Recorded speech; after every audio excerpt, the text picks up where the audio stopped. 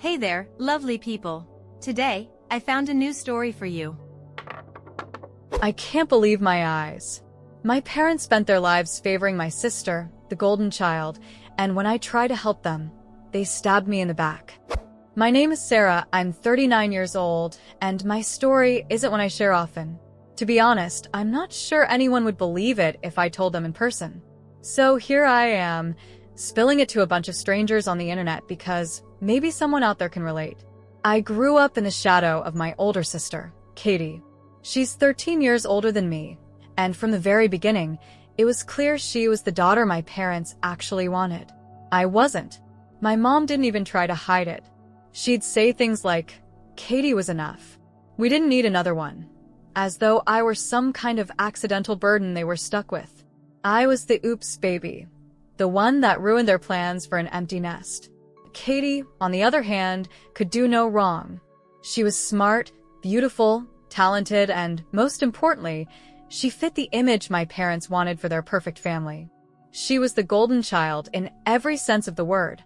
My parents doted on her, bragged about her to anyone who'd listen, and made it clear that I was, well, just there. They treated me like a duty, something they had to deal with, but didn't particularly enjoy. All their love, attention, and pride went to Katie. I think the only reason I didn't completely crumble under the weight of their indifference was because of my grandparents. They were my saving grace, the only people who made me feel wanted and loved. My grandfather was a retired math professor, this brilliant, patient man who taught me to see numbers in a way that made them feel alive. He'd sit with me for hours, helping me solve problems, showing me patterns, and making me feel like I was smart. My grandmother, on the other hand, was all warmth and practicality. She taught me how to cook, how to sew, how to find joy in the little things. She'd always tell me, "Knowledge is the most valuable treasure, Sarah. No one can ever take it away from you." Their home became my sanctuary. It was the one place where I wasn't invisible, where I wasn't just Katie's little sister. When I was with them, I could breathe. I could be myself.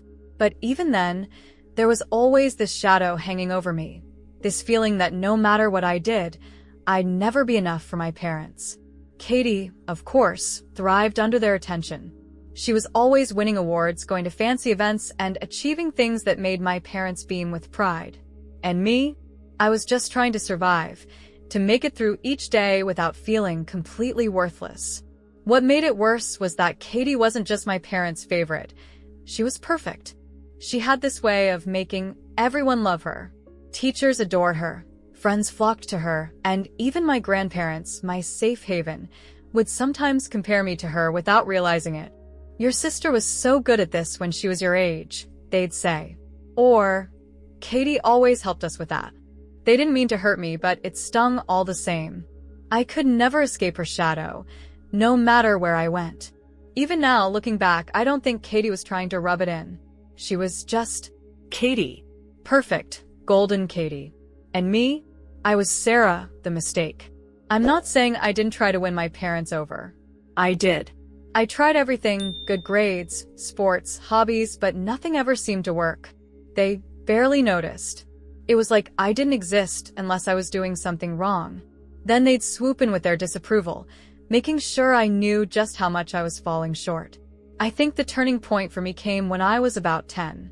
I'd been trying to bake cookies for a school fundraiser, and I messed up the recipe. The cookies came out all wrong, flat, and burnt, and I was so upset. My mom took one look at them, sighed, and said, "Why can't you be more like Katie?" She'd never mess up something this simple. I don't know what it was about that moment, but something inside me just broke. I stopped trying to impress them after that. What was the point? No matter what I did, I was never going to be Katie. Instead, I threw myself into the things that made me happy: math, cooking, reading. My grandparents encouraged me every step of the way, and for a while I let myself believe that maybe, just maybe, I could carve out a little piece of the world where I mattered, even if it wasn't in my parents' eyes. But of course, life had other plans. When Katie left for university, I thought things might finally change for me. I mean, with her out of the house, maybe my parents would finally see me, right? I hoped, for once, that I could step out of her shadow and maybe, just maybe, they'd realize I was there too. But if I've learned anything, it's that hope is a cruel thing. Things didn't get better when Katie left. They got worse. With Katie gone, my parents didn't suddenly start noticing me. They just noticed all the things that weren't being done around the house. That's when my role shifted from invisible child to full-time housekeeper. By the time I was 14, the entire burden of keeping the house running had fallen on me. My mom didn't ask me to help out here and there. She assigned me every single chore as if it was my job. Cleaning, laundry, grocery shopping, dishes, it all became my responsibility. But the worst part? Cooking dinner. Every single night. My mom was clear. Dinner had to be ready by the time she and my dad got home from work. And it had to be good. No shortcuts, no mistakes, because if the food wasn't up to her standards, I'd get an earful. How hard is it to follow a recipe? She'd snap. Or, if Katie can do it, why can't you? It didn't matter that I was only 14 or that I had homework piling up. None of that mattered as long as dinner was on the table. At first, I tried to juggle it all, school, cooking, cleaning, but it wasn't long before I started falling behind. I'd stay up late trying to finish assignments after scrubbing floors or folding laundry, and even when I pulled through and managed good grades, no one cared. My mom didn't even glance at my report cards, and my dad only noticed if there was a C somewhere so he could tell me to try harder. Meanwhile, if Katie so much as mentioned a decent grade in one of her university classes during a phone call, my parents would practically throw a parade in her honor. It was like my accomplishments didn't exist. I remember one time I spent weeks preparing for a math competition. My grandpa had helped me practice, and I actually placed second, something I was really proud of. When I came home with the little certificate, my mom barely looked up from her phone. "That's nice, Sarah," she said, in the same tone you'd use if someone told you it was going to rain tomorrow. That was it. No congratulations, no good job, just a dismissive comment before she moved on with her life. But when Katie called that same evening to tell them about some presentation she'd aced, they were over the moon. My mom kept saying, "That's my girl," and my dad couldn't stop talking about how proud he was. I sat there, certificate in hand, feeling like the biggest idiot for thinking my achievements would ever matter to them. What made it even harder was how much my parents seemed to enjoy Katie's successes, as if they were their own. Whenever she came home during school breaks, they'd beam with pride as she talked about her university life. And Katie, for all her charm and perfection, never seemed to notice how much I was struggling. She'd breeze into the kitchen while I was scrubbing dishes, throw her purse on the counter, and ask me to make her a sandwich. She didn't mean to be cruel. She just didn't see me as anything other than the little sister who always took care of things. To her, I was part of the furniture. I wanted to hate her for it, but the truth is, I didn't. How could I? She wasn't the one ignoring me or treating me like a servant. That was my parents. She was just doing what she'd always done, being Katie, the golden child. And me, I was the shadow that kept the house running in her absence. It's funny how quickly you can fall into a role without even realizing it. I didn't complain about the chores because, honestly, who would I have complained to? My parents would have just called me ungrateful, and Katie would have laughed it off, saying, "You'll appreciate these skills when you're older." So I sucked it up and did what I was told. I cleaned. I cooked. I worked hard at school, even though no one cared. And slowly but surely, I started to disappear into the background. There was one night that really stuck with me, though. I had stayed late at school for a study session and came home completely exhausted. My mom was furious that dinner wasn't ready when she walked through the door. She didn't ask why I was late or if I was okay. She just launched into a tirade about how selfish and lazy I was, how Katie would have never let this happen, how she was sick of dealing with me. I stood there in the kitchen, trying not to cry as she lectured me about responsibility, and all I could think was how badly I wanted to scream, "I'm 14. I'm a kid, not your maid." But I didn't. I kept my mouth shut and apologized, even though I had nothing to apologize for. Then I stayed up until midnight finishing homework I could barely keep my eyes open to read. That's how it always was. My feelings didn't matter, my struggles didn't matter, and my achievements definitely didn't matter. All that mattered was that I did what I was told and stayed out of the way. Looking back, I wonder if my parents even realized how much they were taking from me, my time, my energy, my sense of self-worth. But then again, maybe they didn't care. As long as the house was clean and dinner was on the table, what did it matter if I was drowning? Despite everything I was dealing with at home, I always managed to keep my grades high. I don't even know how I pulled it off some days. Maybe it was because school was the only place where I felt like I had any control, or maybe it was my grandparents constantly encouraging me, reminding me that knowledge was something no one could take away from me. Either way, I kept my head down, studied hard, and pushed through. By the time I was 17, all that effort paid off. I was offered a full scholarship to an elite business school.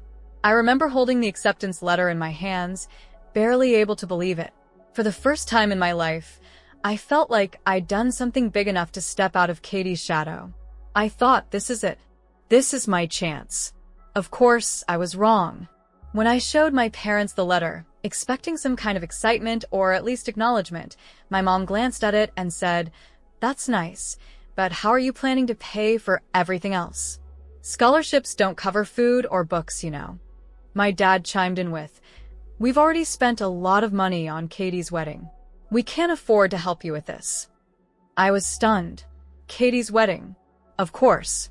The golden child's big, extravagant wedding had drained any resources they might have had for me. Never mind that it had been a lavish, over-the-top event that probably could have funded my entire college experience twice over. Never mind that this was my future we were talking about. In their eyes, Katie was worth the expense. I wasn't. I didn't argue with them. I knew better by then. Arguing with my parents was like shouting into a void. Nothing ever changed. Instead, I quietly went to my grandparents and told them what had happened. I didn't expect much.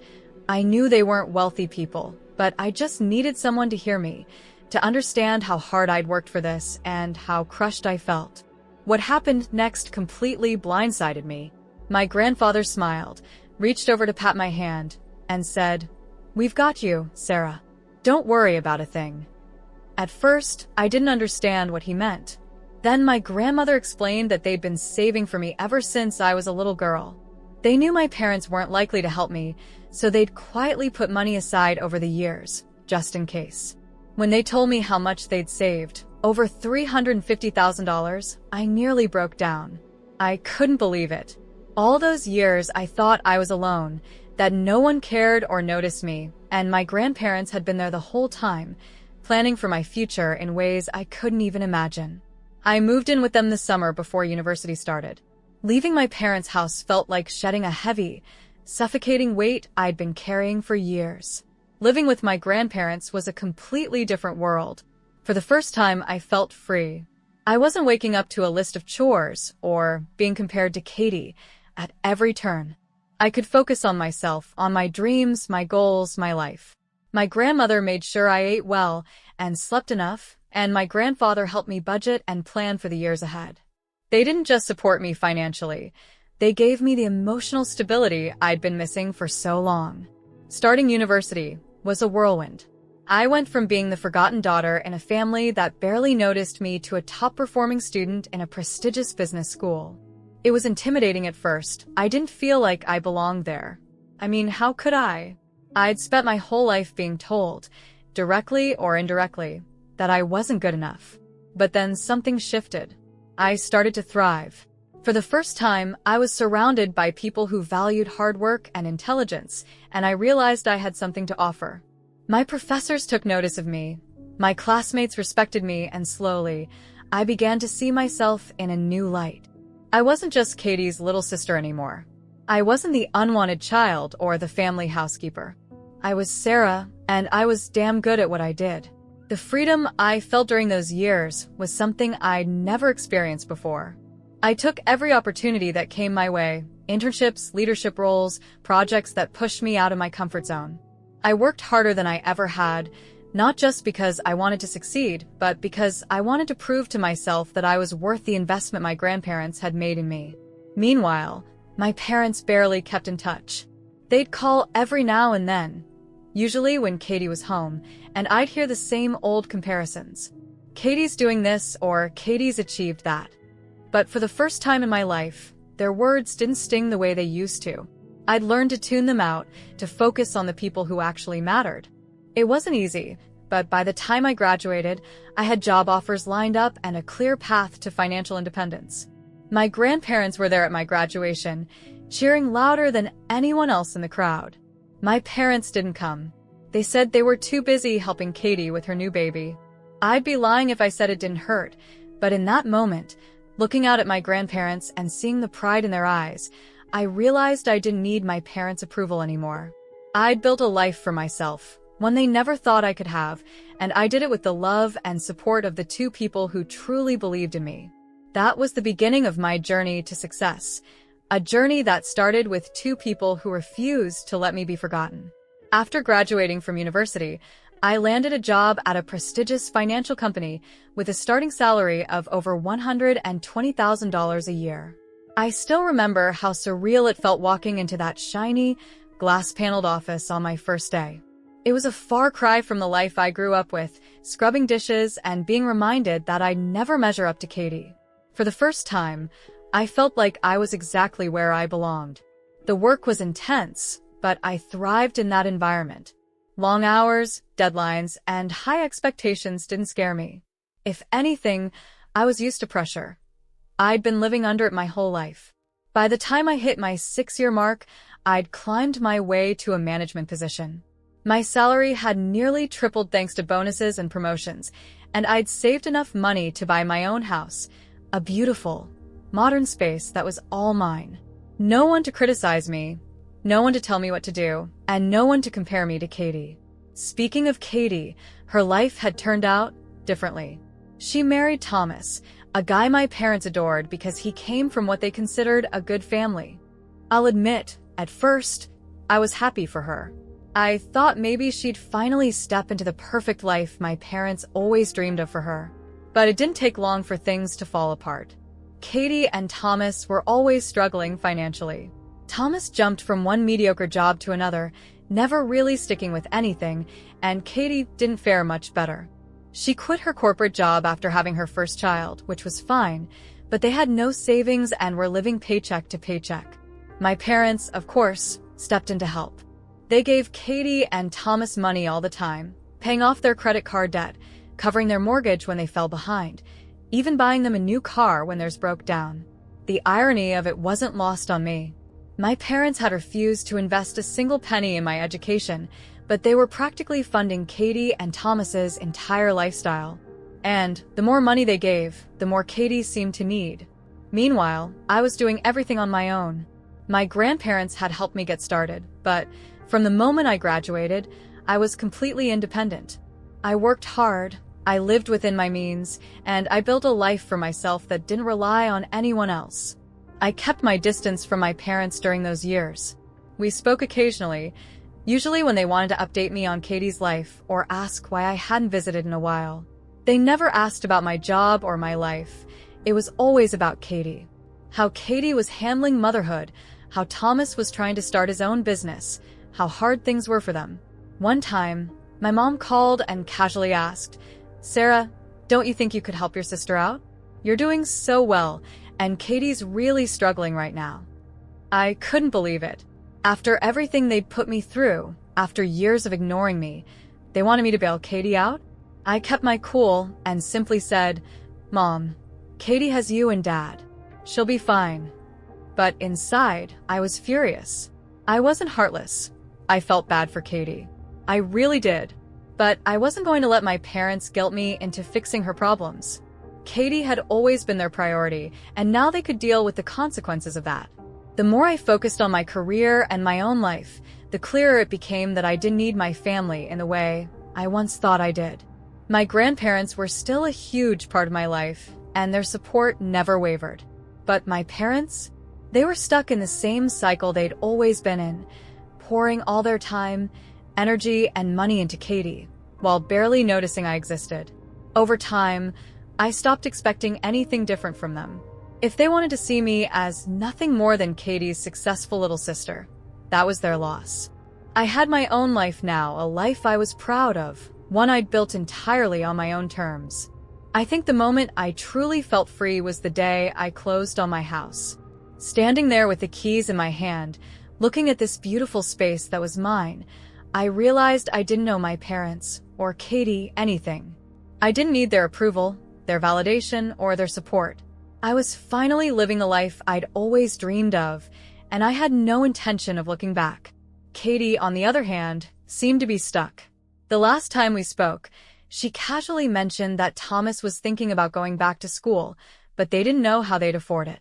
I could tell she was fishing for an offer, waiting for me to step in and save the day. But I didn't bite. I wished her luck and ended the conversation. It might sound harsh, but I'd spent my whole life in Katie's shadow, cleaning up messes that weren't mine. I wasn't about to start doing it again now. Losing my grandparents was one of the hardest things I've ever been through. They were my lifeline, my real parents in every way that mattered. They gave me love, guidance, and support when no one else would. And just like they'd been there for me every step of the way, I was there for them in their final years. I made time to visit them every week, handle their errands, and make sure they were cared for. Even with my busy work schedule, I never saw it as a burden. It was the least I could do for the people who had given me everything. When my grandfather passed first, it felt like the world had lost one of its brightest lights. He was 92, sharp as ever until the end. My grandmother followed just 2 months later, almost as if she couldn't bear to be without him. I was heartbroken, but I also found comfort in knowing they'd lived full lives, always together, and had left behind a legacy of love and kindness. After the funeral, I knew there would be a reading of their will. I didn't think much about it. I knew they would leave me something, but I wasn't concerned about the specifics. What mattered to me was everything they'd already given me in life, which was priceless. My mom, however, seemed to see the will as her golden ticket. When we sat down with the lawyer, my mother's eyes practically gleamed. She kept making little comments about how she'd always loved their house, how it would be perfect for future family gatherings. My father nodded along, clearly just as confident that they'd be walking away with something significant. The lawyer started going through the will, and it was clear early on that my grandparents had left almost everything to me. Their house, which held so many memories, was now mine. On top of that, they left me $200,000. I didn't know what to say. I wasn't expecting that much. I felt a mix of emotions, gratitude, sadness, and even guilt for benefiting from their passing. My mother, on the other hand, was furious. She tried to hide it at first, but when it became obvious that the house wasn't going to her, her face darkened. She started shifting uncomfortably in her seat, giving me sharp side glances. Then the lawyer got to the part that I think my mom had been holding her breath for. My grandparents had left her a note. It was short and direct, written by my grandfather in his steady, deliberate handwriting. "We helped you when you needed it. Now respect our choice." You could have heard a pin drop in that room. My mother's face went pale, and for once in her life, she didn't have anything to say. My dad, who usually backed her up on everything, just stared at the floor. That note said everything my grandparents never voiced out loud. They had helped my parents financially when Katie was growing up, when my dad's business was struggling, and even when my parents were paying for Katie's extravagant wedding. But they knew where my parents' priorities had always been. My grandparents weren't the type to lecture or make a scene, but they saw things clearly, and they made their choice deliberately. After the will reading, my mom didn't speak to me for weeks. I think she was embarrassed more than anything. She wasn't used to being told no, especially not by my grandparents, who had always been kind and generous to her. Katie, of course, tried to spin it in her favor, suggesting that the money and house were too much for one person and that I should think about sharing it. She even had the nerve to say, "Grandma and Grandpa wouldn't have wanted you to keep it all for yourself." It was laughable, really. I loved my sister, but her sense of entitlement was on another level. I calmly reminded her that our grandparents were clear in their wishes and that I intended to honor them. If she wanted to argue, she'd have to take it up with their lawyer, not me. With the inheritance, I made sure to do what my grandparents would have wanted. I didn't blow through the money or make impulsive decisions. I kept their house as it was, preserving the warmth and memories they'd created there. It became a sanctuary for me, a place I could retreat to when the world felt overwhelming. The $200,000 went into investments and savings, growing steadily over the years. Every time I made a smart financial decision, I thought of my grandfather, who taught me to love numbers and to always think ahead. I knew he'd be proud of how I was managing everything. As for my parents, things between us became even more distant after that. My mom couldn't hide her bitterness, and my dad just went along with it like he always did. Katie and Thomas kept struggling financially, still borrowing money from my parents, still unable to get their act together. It was almost like they thought they were owed a good life without actually working for it. But me? I kept moving forward, building a life that would have made my grandparents proud. I'd been through too much to let guilt or family drama hold me back. They'd given me the tools to succeed, and I wasn't going to waste them. Their legacy wasn't just the money or the house. It was the strength, independence, and resilience they'd instilled in me. Their note to my mother was clear, but the message I took from it was even clearer. You don't owe anyone anything. Live your life unapologetically. And that's exactly what I plan to do. After years of keeping my distance, I started to feel a pull toward reconciliation with my parents. Maybe it was because I missed the idea of having a real family, or maybe it was guilt for how strained things had become since my grandparents passed. Either way, I thought, maybe it's time to let go of the past and try again. My grandparents' house had become a symbol of their love, but it was also big, old, and hard to maintain on my own. I figured selling it could be an opportunity to do something meaningful for my parents. They'd always seemed to struggle financially despite their endless support for Katie, and I thought that maybe, just maybe, helping them in this way would open a door to a better relationship. So I sold the house. It wasn't an easy decision, but I reasoned that my grandparents wouldn't have wanted me to cling to something if it meant holding on to resentment. I used the money to buy a smaller, modern home for my parents, a comfortable place where they wouldn't have to worry about repairs or upkeep. When I handed them the keys, they seemed genuinely grateful. My mom even teared up, which was rare for her, and my dad gave me a hug that felt surprisingly sincere. For a moment, I thought I'd done the right thing. But then everything unraveled. A few weeks later, I found out through a friend, not my family, that my parents had thrown a housewarming party. I wasn't invited. They'd invited everyone else, though. Neighbors, extended family, friends, and of course, Katie and her family. When I confronted my mom about it, she brushed it off with a casual, "Oh, we didn't think you'd want to come. You're always so busy." I stood there, stunned. I'd literally bought them the house, and they didn't even think to include me in their celebration. It felt like a slap in the face, but it didn't end there. The real betrayal came when I visited the house a few days later. As I walked in, I noticed boxes stacked in the hallway. At first, I thought my parents were still unpacking, but then I heard Katie's voice coming from upstairs. Her kids were running around, already making themselves at home. Confused, I asked my mom what was going on. She looked uncomfortable but finally admitted, "Well, Katie and Thomas need more space, and we don't really use all the rooms here." So we told them they could move in. I couldn't believe what I was hearing. They'd let Katie and her family move into the house I'd bought for them. And not just move in, they were acting like it was their house.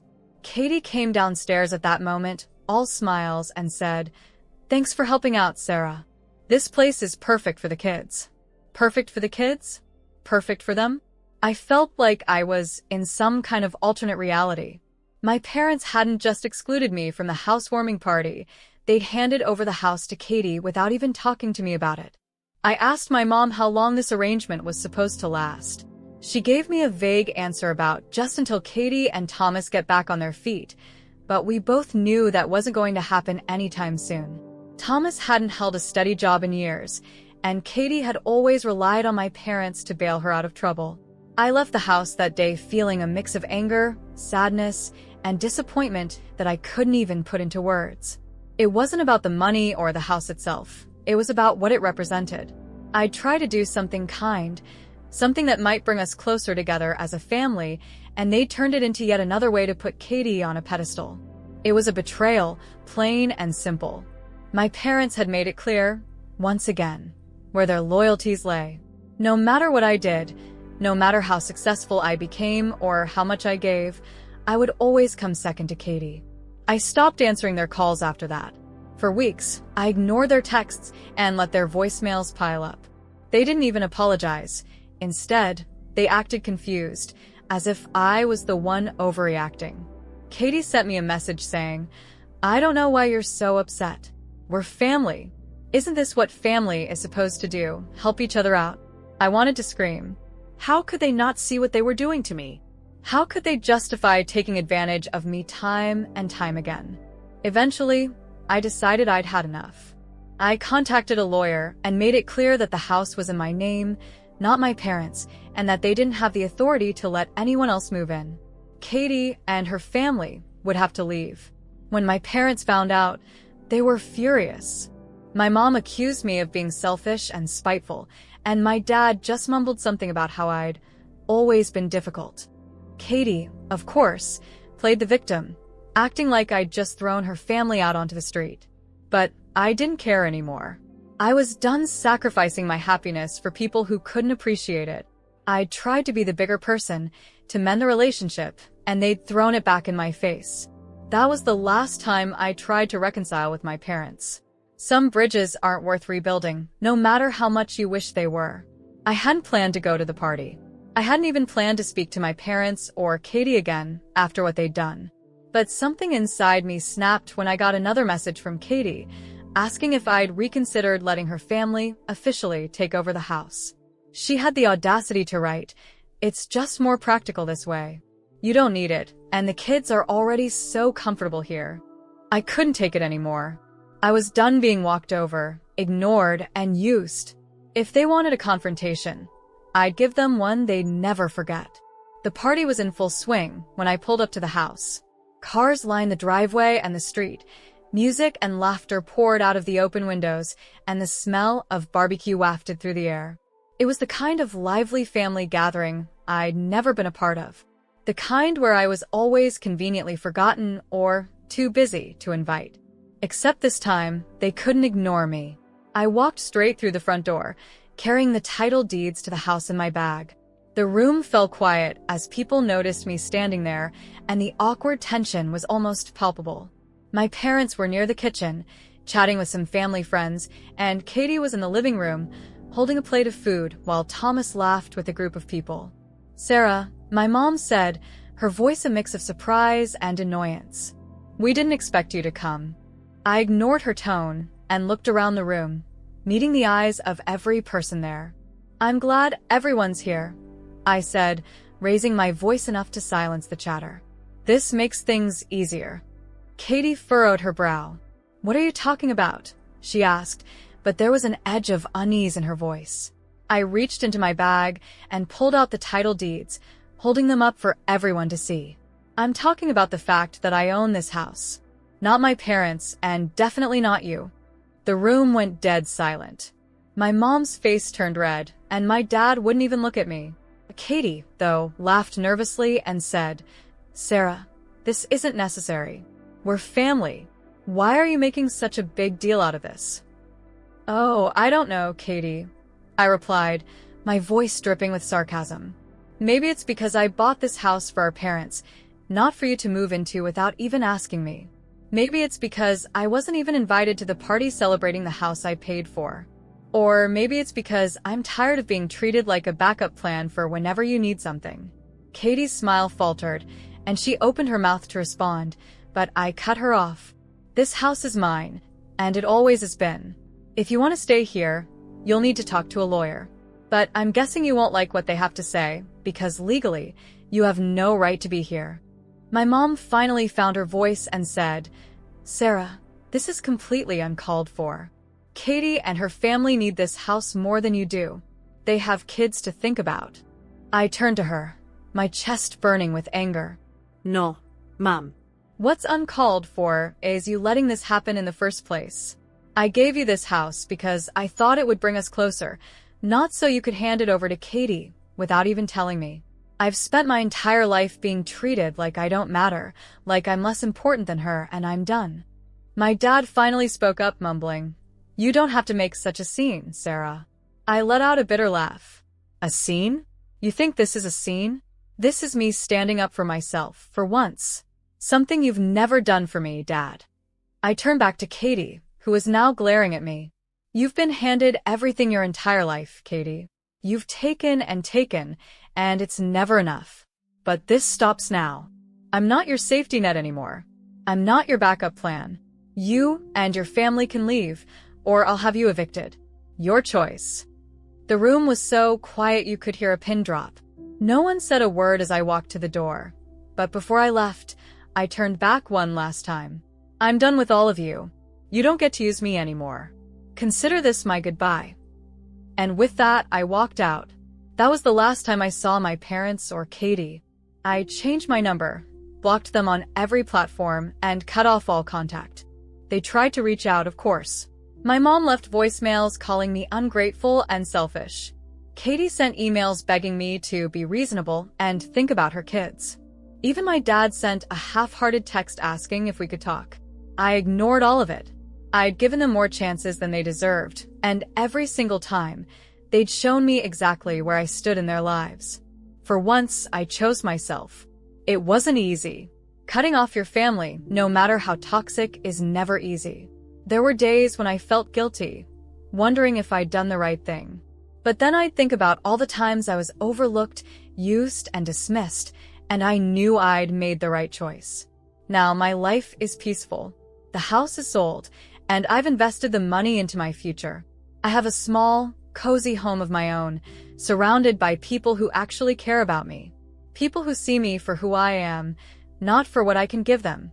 My grandparents taught me that family isn't always about blood.